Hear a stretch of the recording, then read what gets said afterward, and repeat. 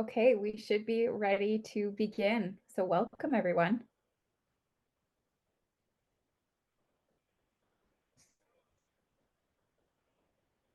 So good afternoon. I'm Melanie DeHoki with Agriculture Melanie, do you Finance. want to kick us off here? Yes, I will do that. Thank you. Good afternoon. I'm Melanie DeHoki with Agriculture Financial Services. I'm the Chief People Officer, and I'm really pleased to be with you today as we learn about the link between mental health and safety on the farm. Before we begin, I would like to take a moment to acknowledge that I am calling from Treaty 6 territory, a traditional gathering place for diverse Indigenous peoples, including the Nahiwak, Plains Cree, Niitsitapi, Blackfoot, Métis, Nakota Sioux, Iroquois, Dene, Ojibwe, Saulteaux, and Anishinaabe, Inuit or Inuit, and many others. I'd like to recognize that others may be participating from different traditional territories and then Alberta is on the traditional territories of many First Nations, the Métis people, and home to people who are First Nation, Métis, and Inuit, whose presence continues to enrich our communities. In the spirit of learning, I encourage you to take time to find out whose traditional territories you are on. Today's session, which is being held in recognition of Farm Safety Week, is so timely as we're heading into one of the busiest seasons for many farmers.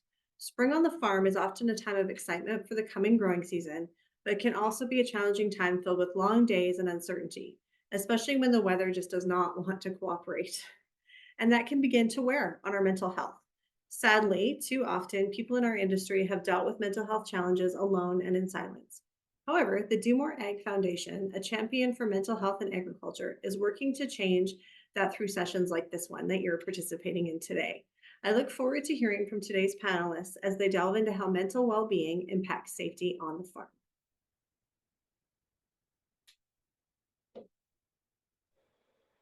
Thank Thank you very much for that introduction.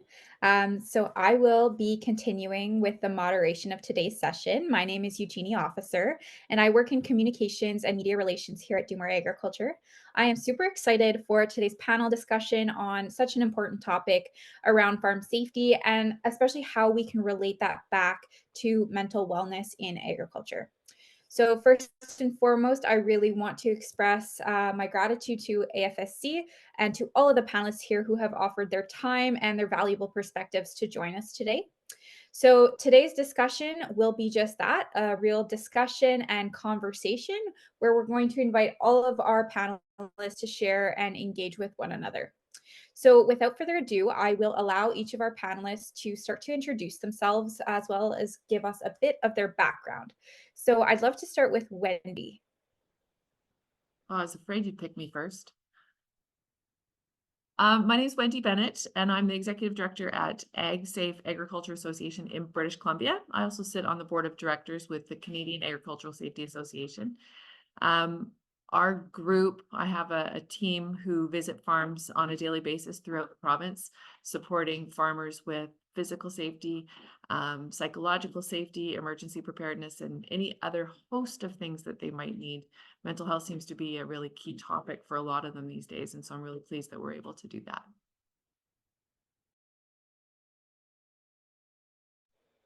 Excellent. Thank you so much for that introduction. Robin, would you like to jump in here and introduce yourself? Sure. I'm Robin Anderson. I'm the Director of Programs and Communications with the Canadian Agricultural Safety Association.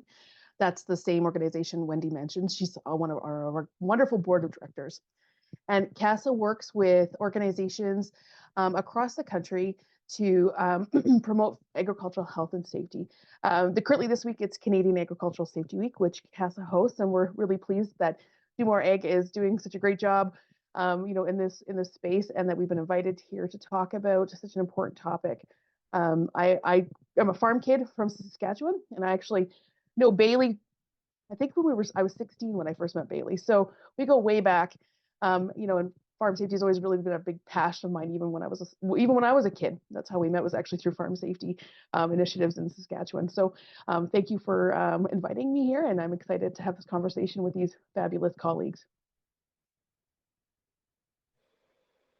Awesome. Well, we're happy to have you here and thank you for joining. So Bailey, would you like to hop on here and introduce yourself, please? For sure. My name is Bailey Camry. I am a producer out in rural Saskatchewan.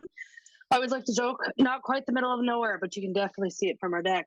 So we're actually located out in Major Saskatchewan, which is 45 minutes northwest of Kindersley. I actually am a retired EMT, and I now contract as an emergency management officer. So I work with 11 different RMs and villages, work very closely with fire departments, things like that. I've worked a little bit with the Egg Safe Network at the U of S, did some public speaking in that area. Got my start with Robin many years ago as a Power Pack kid.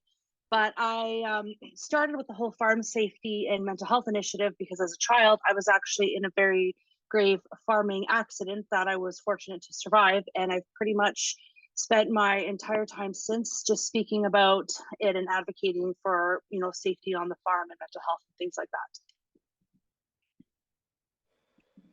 Well, thank you for sharing with us, and thank you for being here today.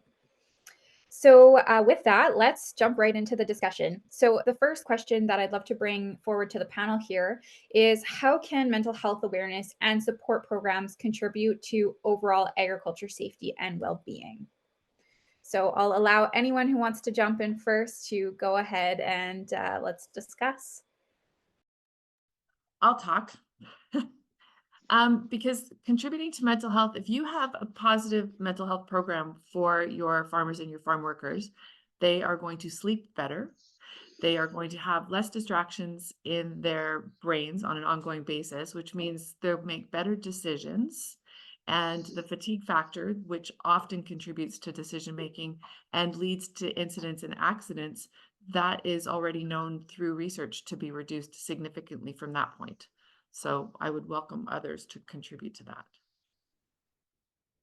No, absolutely. We absolutely see that, right? The lack of sleep, this has been a conversation that's been going on for years and years. There was a great program, I think it was initiated out of the University of Saskatchewan called Sleepless in Saskatchewan. That was, I think, in the 90s. And this conversation about how sleep can so badly negatively impact your well-being. So not only from a safety perspective, because of course you're impaired at that point, but also from a mental health perspective, right? So these conversations around sleep, rest, and good quality sleep and rest, nutrition, those sorts of things are really essential in maintaining the well-being of farmers, farm families, and farm workers. I think we're seeing the clash of the generations. The older and the young. And it's a positive clash in this sense where, when I was younger, we were conditioned, go, go, go. There was no break. But it's funny seeing the younger people my age coming in, and we're just, recognizing the fatigue that's happening. And I think we're seeing that transition or that shift in the generation too, because we're thinking about the succession of the farm, because if we're burnt out, if we don't want to farm anymore, that doesn't leave the opportunity for succession. So if we don't take care of ourselves physically and mentally, how can we carry on the farming tradition? I mean, the family farm is just one of the most beautiful things, in my opinion, at least. Maybe I'm a little bit biased, but I think we're seeing that transition too, which is really a positive impact.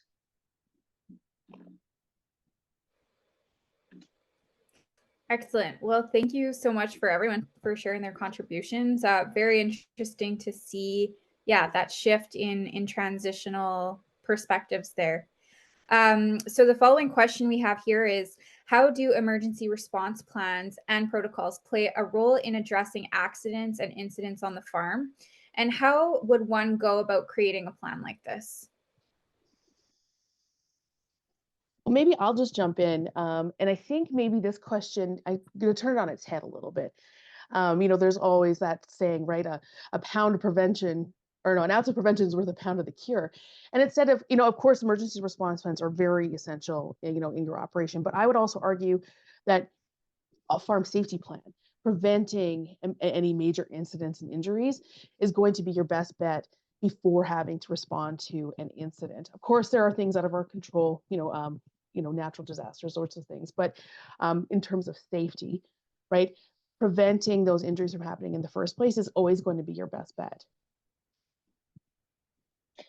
To, coming from, my perspective as well, I always joke that the emergency response plans that I write are designed to fail, because until we put them into action, we really don't know what's going to work and what's not going to work.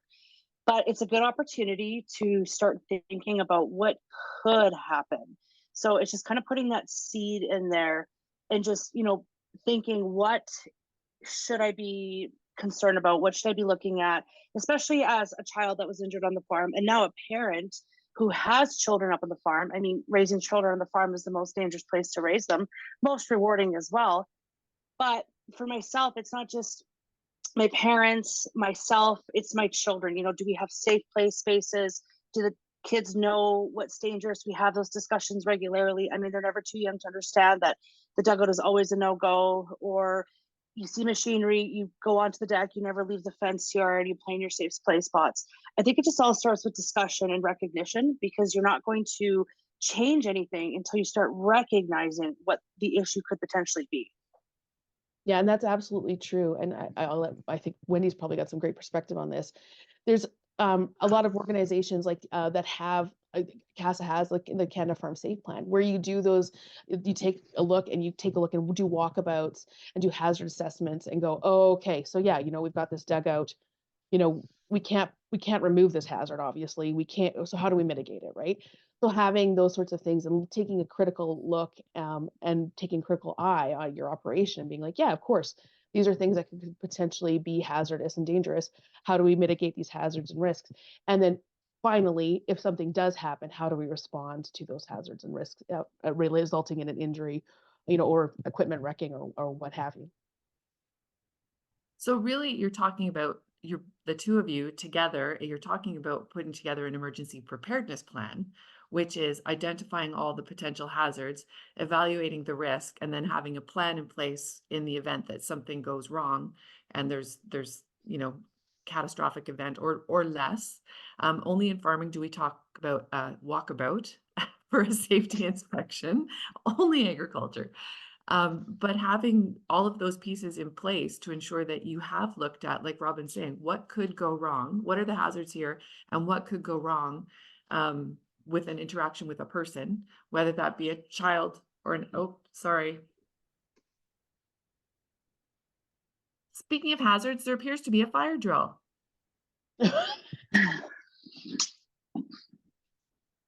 No, I'll bet. Okay. It Well, stopped. that's an exciting moment. It stopped? But that, Okay. yeah, sorry, it stopped. But that's the having a preparedness plan, and it can be from the slightest thing, like it could be a minor injury that's easily dealt with, but does everybody know where the access to first aid is, either a person or a kit? What do they do? What if it's more serious? Or what if it is a natural disaster and you have to do a full evacuation? What is your plan?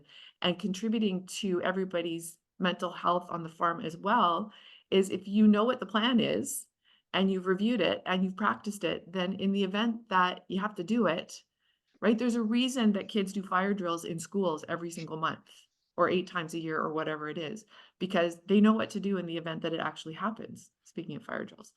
So having a plan in place can be very, I want to say it's a positive experience, or a positive for people's ability to cope in the event that something bad goes wrong.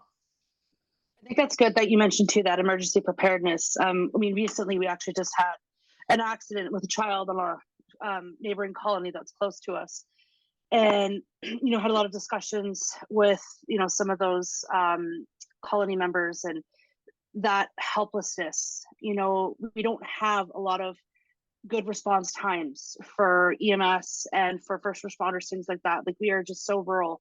And at the end of the day, the discussion that I have is that you have to be prepared for yourself. You need to take steps to prepare yourself, whether it's you're going to take the first responder training or basic first aid training, having those things in place. I think at the end of the day, and this also contributes to mental health, is if something does happen, did I do everything in my power to get the best outcome? And it might not be a successful outcome, but did I do everything that I possibly could? Because if I don't think I did, I think that's going to play a massive, massive hit on my mental health.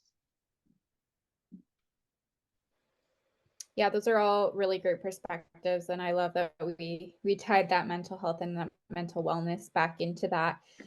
So I'm just wondering, now that we've talked a little bit about those response plans, in order to be kind of more on the proactive side, what are some simple measures that producers can go ahead and take to improve farm safety? If we were to name kind of three that come off the top of our head that are simple solutions that they can take right now, that will in turn probably provide a little bit more peace and just mind at ease.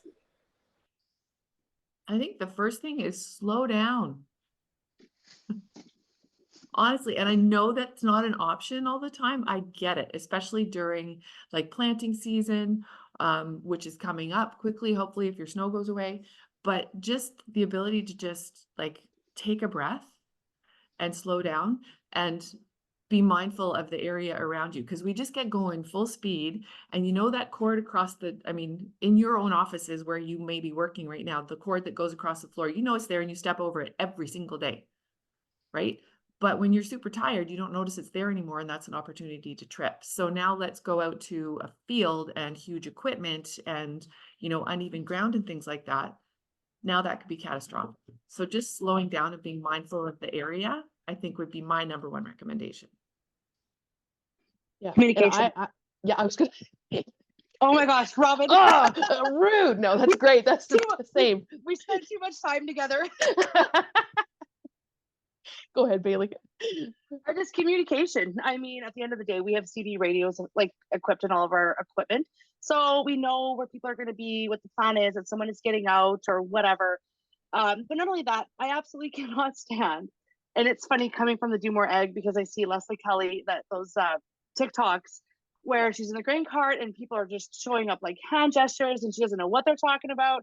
And that is just probably the most dangerous thing ever, is just not having that solid communication, because I have no idea what certain hand gestures mean. So just actually knowing what that plan is and knowing that you're going to get out, I'm not going to move forward until I see you and such and such. But yeah, communication is absolutely vital.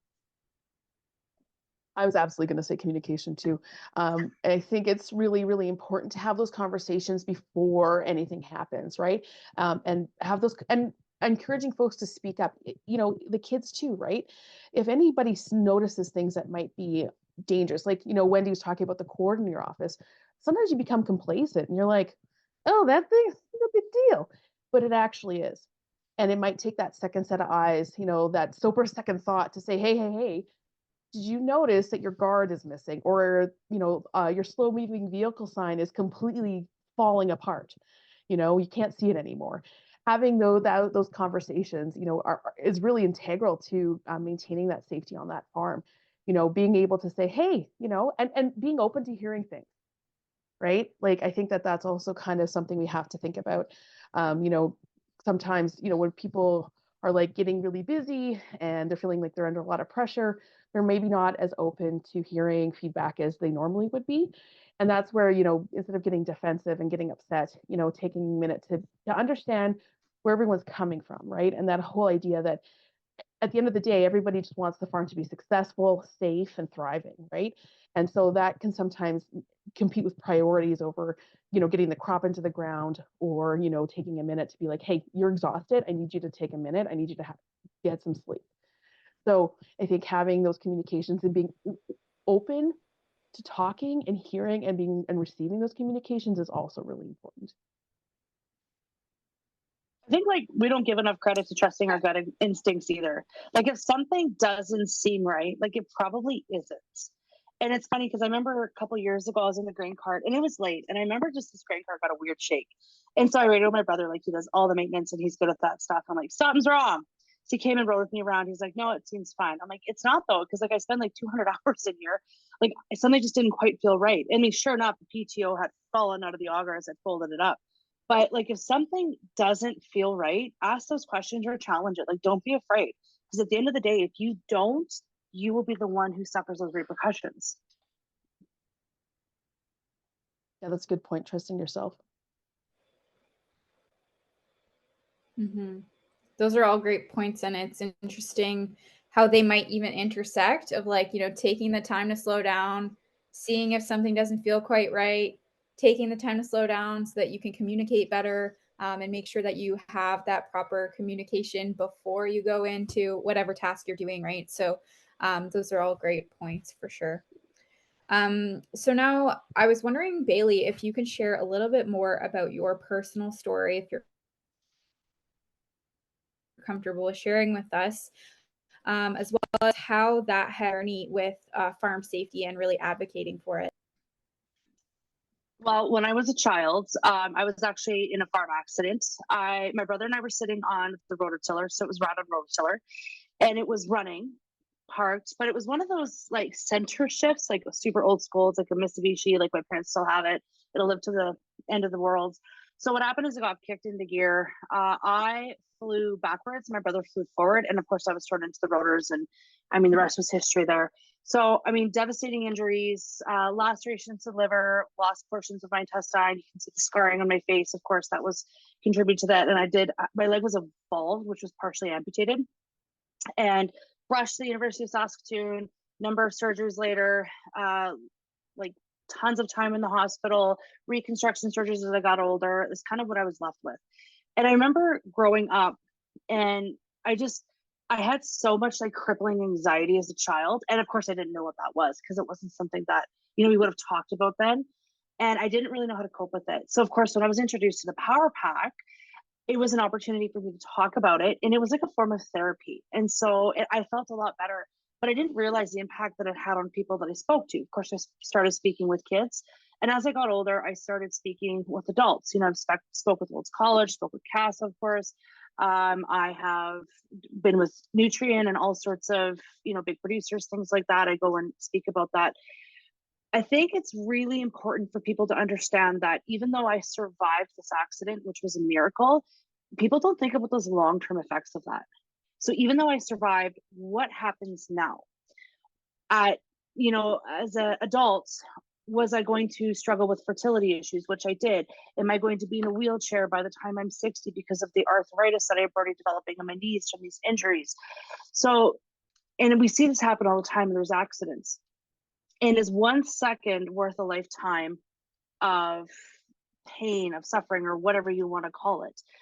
So my goal is to give people that perspective. And of course, I get those older farmers and they tell me, well, we've always done it this way and blah, blah, blah. And I just say, that's right. I mean, we used to put heroin in cough syrup. It doesn't necessarily make it correct anymore. But your decisions, are you prepared to take your grandchild's life? Like, are you prepared to change their life forever? Are you prepared to make a decision that is going to allow them to never play hockey, to never run, to never feel comfortable in a bathing suit because of the massive amount of scarring? What are you willing to take responsibility for? And it's just kind of giving people that perspective that your choices affect everybody. And if our children are injured, if our children die, the family farm dies as well. So to protect our farm, our farming succession, we got to protect our kids. So that's kind of the main thing that I really like to tell people when I go to these events and I do speak about that.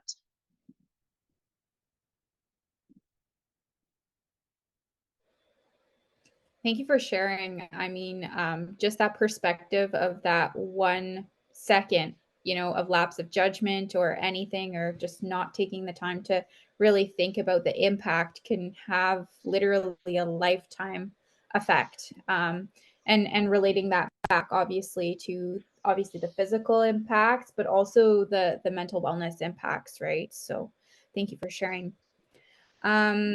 So the next question I have for all of you would be, what are some of the common misconceptions or maybe some myths about ag safety that you might hear every day, and how can those be debunked?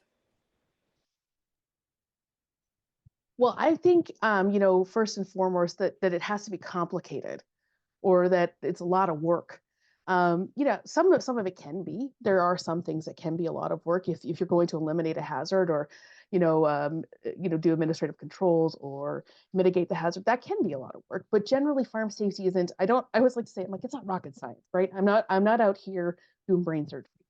It isn't difficult to start doing things safer and integrating safety right at the very base level. I'm a big fan of the idea that safety should just be part of it, that it shouldn't just be an additional add-on to. It should just be always just be, right? That conversation should always just happen. Those standing operating procedures should just exist. Training should just be a normal part of your routine. So that idea that it has to be hard or complicated or confusing, I think that needs to be debunked. And Robin, well said. And I think, it needs to be part of what you do. And I apologize, my internet went down. So, but we're back. Making it doesn't have to be time consuming either. Like you don't need to stop and do safety. So when you're doing the education or we call it the toolbox talk or whatever, it doesn't have to be, okay, now we've moved everybody out to the field and now we're going to stop and do safety and then they're going to start to work. You can have the safety talk while you're on your way out to the field. You're going there anyways. There's so many different ways that you can just incorporate it into everything. And just by, encouraging everybody to stop what they're doing or think about what they're doing, not even stop, just think about what they're doing and be mindful of their surroundings and be aware of what, the whole process of, if I pick this up, is it too heavy? Can I adjust my body posture? Can I get somebody to help me? Any of those things. So it doesn't have to take additional time. But, I think Robin, you stole that from my song sheet about making safety part of what you do, not an add-on. I think the big thing too is that people sometimes will overlap that safety on the farm, ERPs, anything like that equates anti-farming. And I'm not really sure where that conversation kind of came into play, but you bring up something and then you get a farmer that says, well, we've always done it this way or whatever, or, if you start making me do this, I'm not going to be able to farm and then I'm just going to throw the towel in. And I think there's just a lot of negativity on that when in reality, it's just about evolution. I mean, at the end of the day, we evolve or we go extinct. And although it does seem really daunting when you look at the big picture, but just taking like one step towards something, it doesn't seem as overwhelming, and just like breaking that down into parts, and eventually you're going to be able to cover a whole bunch of different areas, and you do it over time. It's not something that happens overnight. So I think that there's a really common misconception about that. Yeah, and I agree with you, Bailey. And like I think from a personal perspective, I don't want to see any farm go under, Mhm. regardless of the farm. I want to see them like thrive and succeed and be passed on and like be the best farms that they can be. I'm very passionate about Canadian agriculture, and I think the reason why I am so passionate about farm safety is because I am so passionate about ag. I want to see these farm families just succeed and just have these beautiful lives and continue to produce like world class food. And you can't do that if you're dead, Mhm. right? You just can't. Like, Yeah. And like there's certain things too where, my brother and my dad, I mean, my brother loves farming. Like it's his life, it's his jam. Like he's good at it. He loves it. And, my dad was that old school mentality where, we're just going to fix it. We're going to use what we have, which is good. But there were certain things that were maybe a bit dated that needed to be updated. So of course, when my brother started, implementing these updates per se, I know he did get a lot of resistance, but in reality, they were good decisions. Even on our equipment, having cameras on them, especially on the back. So if we're moving stuff down the road, like I can see behind me, which is huge, something that simple. And of course, that always comes with a cost. But I mean, I guess it's just a part of farming planning is, your budgeting for equipment and safety and whatever else. So it's just, even those small things just make a huge impact. Like we overthink, I think sometimes, what it needs to be, but sometimes those simple things really are effective.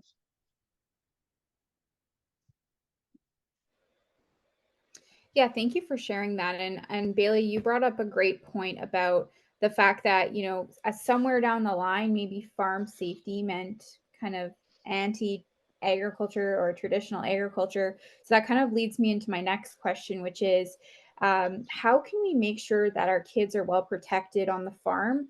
And does that involve, making sure that the tasks are age appropriate, even though, traditionally someone at 9 years old might have been doing that task 40 years ago. Does that mean we still have to be doing that in this day and age with what we know?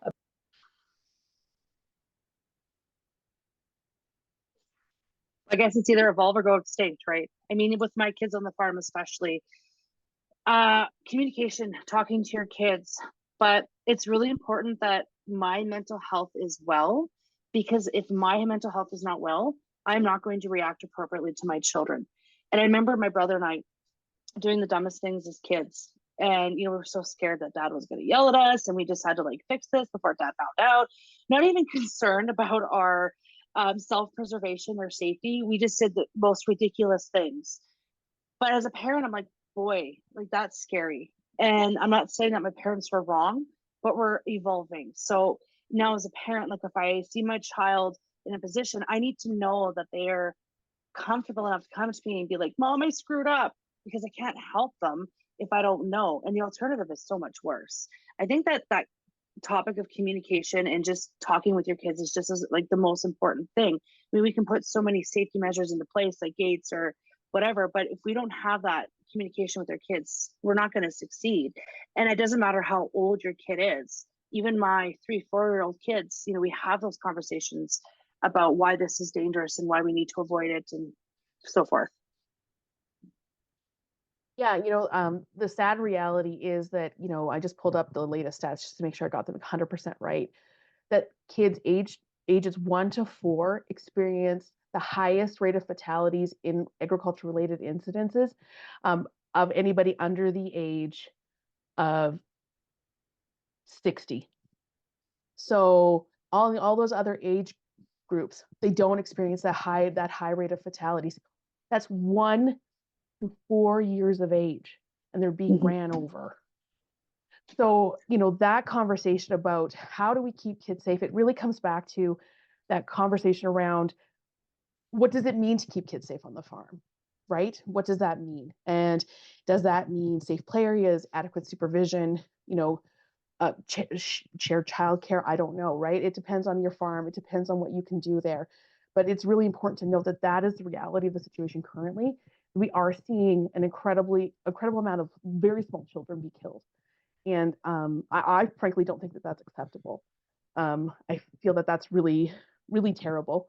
And I think, honestly, that's going to be a part of a pushback that we're going to see from the general public. We've already seen some parents be charged with negligence, involuntary manslaughter, that sort of thing in Ontario due to a child being killed in a farm-related incident. So I think we're going to see a lot of pushback there. So I think, there are some great tools out there. And I grew up on the farm. I grew up doing all sorts of farm work, but there is some great tools out there. If you're just not sure, you can check out the CASA webpage. We have, from our partners in the United States at the National Children's Farm Medicine Center, the Egg Youth Work Guidelines that can kind of walk you through those steps, right? And not all kids are the same, right? Some kids are different than other kids. I think my mom would joke that, she would trust me and my older brother to do the taxes, have full-time jobs, and just cook supper by the time we were 10. My little sister, maybe when she was 25, right? So every kid is a little bit different, right? So, those are really good guidelines to maybe walk yourself through, being like, oh, is my child ready to, help do this task? So those are just guidelines to help out. So, there are things we need to do, but we really need to start getting these numbers down, because that for the viability of family farms, we have to see these numbers be zero. I know I utilize the daycare a lot, and I know it's extra driving because my daycare is 30 kilometers away one way, but especially with the budget that came in that allowed us to have, cheaper daycare opportunities, I would take that time in the morning to actually drive my kids to daycare, because I know where they're safe and they're not going to be stuck in a tractor all day or whatever else. Or sometimes I'll hire a babysitter, which can get a little costly. And we often think like there's no way that I could drive or I could do that every single day. But then what's the alternative? Because like, what's your other option? Is it bring your kids? Is it that, risk for danger for your child? Is it maybe you don't participate in the farming that day? I don't know. I mean, of course, it's not a one size fits all, and you're going to have to figure out what works for you. But sometimes just taking a few extra minutes in a day to do something really is just what it comes to prevention. CASA participated with Farm Management Canada doing a women in ag study, and something that was really interesting, an interesting finding out of that. And it was about, women's experiences on farms. And over 60% talked about the daycare, lack of daycare, childcare, being a real significant stressor when it came in terms of safety. And I'm not a farm parent, but I can imagine, Bailey, that would be really, concerning, right, to you, trying to get farm work done, trying to, juggle, volunteer work, all of that stuff, plus, making sure your kids remain safe. So, that's also a huge stressor for parents, and especially like women, female parents. Mhm. So the next question I kind of wanted to bring up is how can all stakeholders in agriculture, whether that be primary producers, those who work in industry associations or in other agricultural companies, even policymakers, how can we all work together to make sure that we're really promoting a culture of safety in agriculture? I think that's a really tough one. Mostly just because if it comes from the top down, there's going to be a lot of pushback. But so for policymakers and government to say, you must, here in British Columbia, agriculture is regulated the same as every other industry. So the same rules that apply to construction apply to farming. And there is a lot of pushback, and it is very challenging in a lot of cases. But bringing it from the ground up, and I like how Bailey and Robin both talked about, right? We're starting with protecting our kids and our family and being able to do that. And I think starting with that and providing supports and opportunities to take care of the family members and to so that that the kids are going to be safe and can be gradually introduced to the chores and the tasks. They're called chores because they're not paid workers, but when they become older, it's not just a chore anymore. And when do you know that the child is able to handle large machinery, or when do you know that they're able to be in a barn where an animal may be unpredictable? Do they have a plan in place, and are they able to comprehend the risks that are present to them? So I think it needs to be from the grassroots up rather than top down, and we need to support from all levels. We need to support our farmers in helping them make the good decisions to protect their families and therefore protect themselves and all the people that are on the farm at the same time. Excuse me. I think exposure is important too. I mean, if you want farmers to work with the policymakers and anything else, come to a farm. Let us show you what we're doing. Let's see that together. Just having both parties like mutually involved with that exposure can really help give them power over their farm. Because I think that a lot of times that when these rules or laws are made, it just makes someone feel really powerless. But if you allow them the opportunity to maintain that, I think that you're going to see a little bit more of a positive impact. Yeah, and I'm going to maybe approach stakeholders a little bit differently and talk about stakeholders in maybe the broader sense. Talk about agribusinesses, doctors, teachers, those support systems that we have in all those communities. And I think it comes down to like having communications and talking about it. You walk into your local chem dealer and hey bud, how's it going? Oh, it's going great. Hey, did you make sure you got your gloves for your spray? Are you ready? How are you feeling about things? Right? Like those like small conversations, those integrated safety conversations are really, really important. I think, like, when you go to your doctor as a rural person, having that doctor make sure that they're informed of rural issues and, health issues that could arise from being on the farm. Like that's just basic stuff, right? And that sort of thing is really important to have those conversations, and normalizing safety as a conversation and normalizing that mental health conversation as well. Like just always talking about it and being consistent with that language and that conversation, right? And I think sometimes I get accused of being anti-no fund, by my own family, because I'm like, hey, kid, what are you doing? And all of a sudden it's this big conversation and everybody stands around and it's like, oh, Robin, you're such a Debbie Downer. And then I have the ability to be able to be like, well, do you want me to tell you a story? Because I will. And then we can have those conversations. And, you know, does it always change the behavior? No. But does it sometimes? Absolutely. And I'll take those small wins. You know, so having those conversations, always being consistent, and if all of our stakeholders can be that way, right? So, when somebody comes in for the loan, right, and it's not just like, well, make sure your credit's good. Oh yeah, that's good. But being like, how are you doing? Like, how are you doing? How is it going? You know, and being sincere in those questions and being sincere in that support, I think will really go a long way for all of our farm families, and farm workers, you know, and not forgetting, that agriculture just isn't about like that farmer, right? It is about everybody in that farming community, right? We're all part of Canadian agriculture, so ergo, we all need to be supportive of farm safety. You know what, to Bailey's point, and good points, Robin, and that may not change behavior, but maybe it'll make them think about it a little bit. But to Bailey's point as well, if you did a poll in the grocery store, in the produce section, or in the meat section, and ask people, where does this come from? I'm sure there was a study done, and I would suggest that it's way more than 50% of people have no clue where their food comes from. And so bringing members of the public and then bringing the policymakers and all the stakeholders out to a farm, brilliant idea, because they really have no idea. I say they, because I don't come from a farm, and I've been with the Agriculture Association now for 11 years, and I still learn something new every single day. And I'm so grateful that farmers are so willing and really excited to show what they do and how they do it and explain stuff. And then I have the opportunity to bring in how do you protect yourself and others while we're having that conversation. And they always 100% of the time do honestly believe that they are doing their very best. And I think they are. And so by informing them on how what if can be helpful.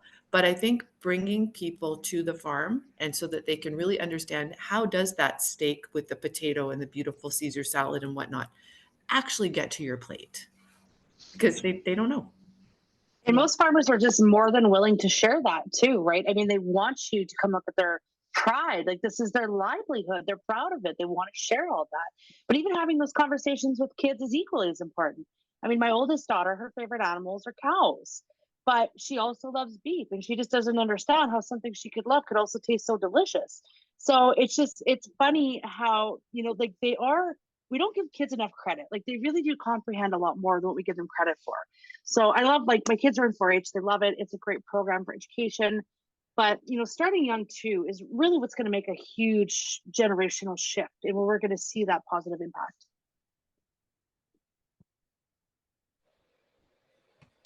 Awesome. Well, I would love for us to kind of touch on the mental health aspect, of course, and how that can relate back to that farm safety piece. So I'm just wondering, in your perspectives, what role does mental health play in the decision-making on the farm? And how can addressing mental health and mental wellness concerns improve overall safety outcomes?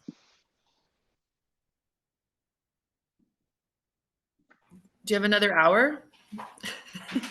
Because that is a big question.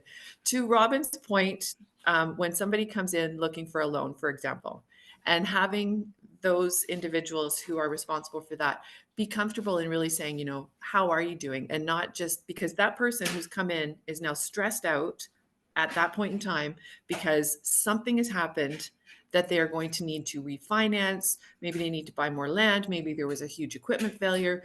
I mean, I see tractors now that cost as much as my house.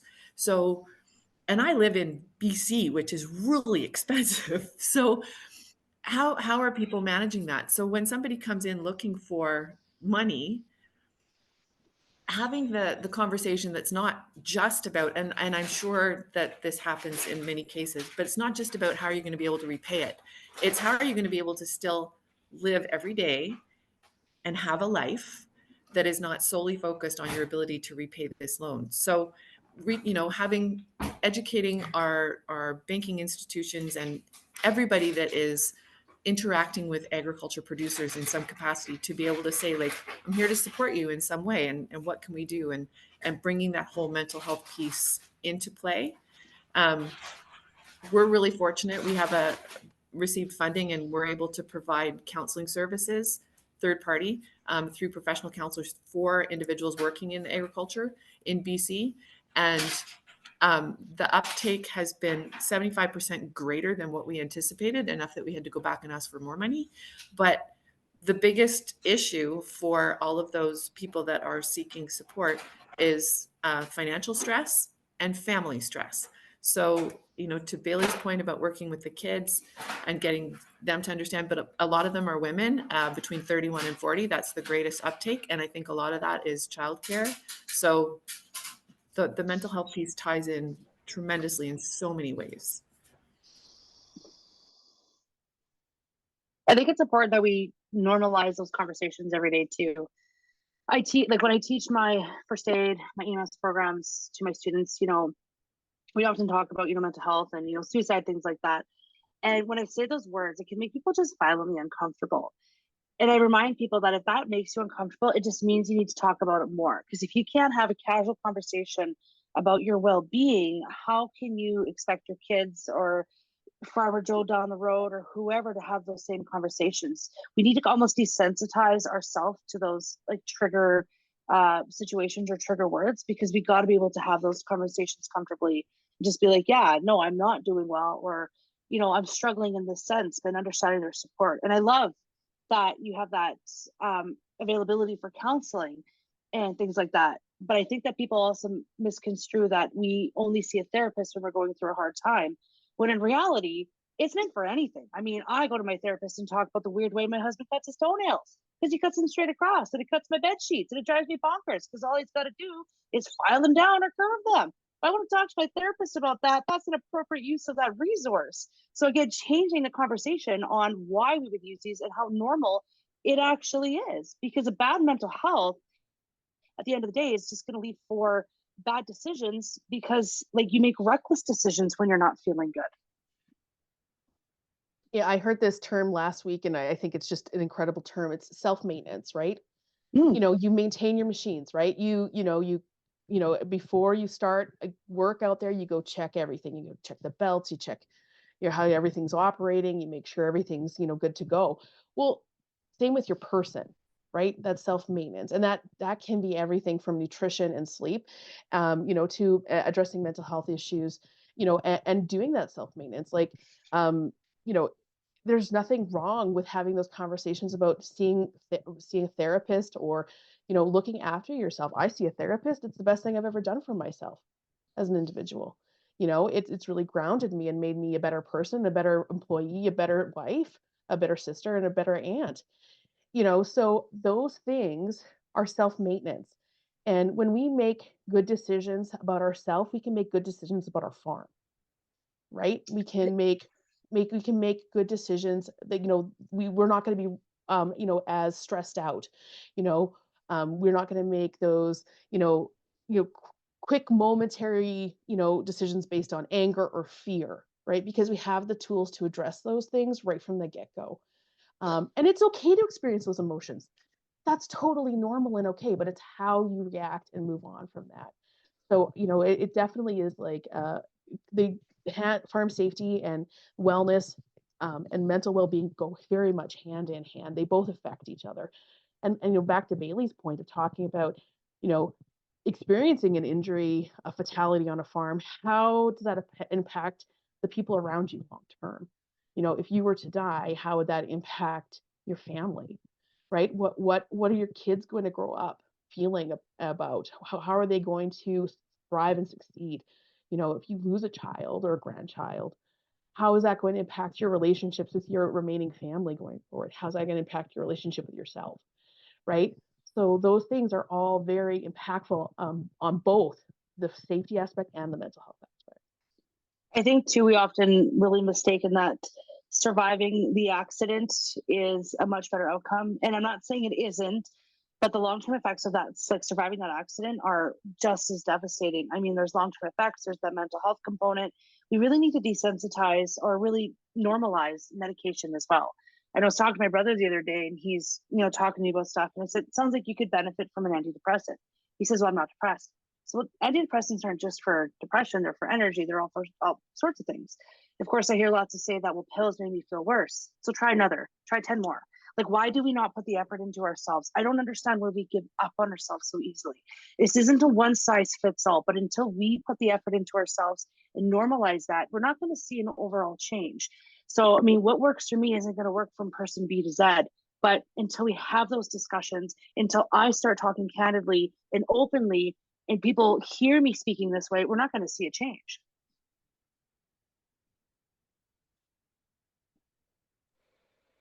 Yeah, these are awesome points. Thank you so much for everyone for contributing today. I just want us to kind of wrap up to see if anyone has any final thoughts to share. I would be happy if anyone wanted to reach out to the Canadian Agricultural Safety Association. We'd love to hear from you. Anything that we can do. Lots of times we might not have the direct resources you might need, but we know where to go. So at CASA, we're there to support, farm organizations, farm business, producers, anyone that needs to be that's looking for support. We might just direct you right to Wendy or to Do More Ag, but we would be happy to hear from you. And please take your time to look after yourselves. I mean, that's what I would really, as a personal favor, take that time to really look after yourselves as we get started into this very busy season that's coming up. I think if people are struggling to figure out like where to start, I know for sure CASA has a really cool kit that you guys can get for your kids. And it has like a vest in it and a little certificate and some activities. Like my kids did it, they loved it. It was a good opportunity for me to start having those discussions. And if you're really struggling where to start, I think there's just so many resources, especially on this panel right now, where you can reach out and just make those really small changes. And it doesn't seem as overwhelming. I would just echo what Bailey and Robin are sharing is it doesn't have to be overwhelming, but everybody needs to take that first step. And it doesn't have to be a big deal, but there's lots of resources available. You're seeing a lot of them here today. Yeah.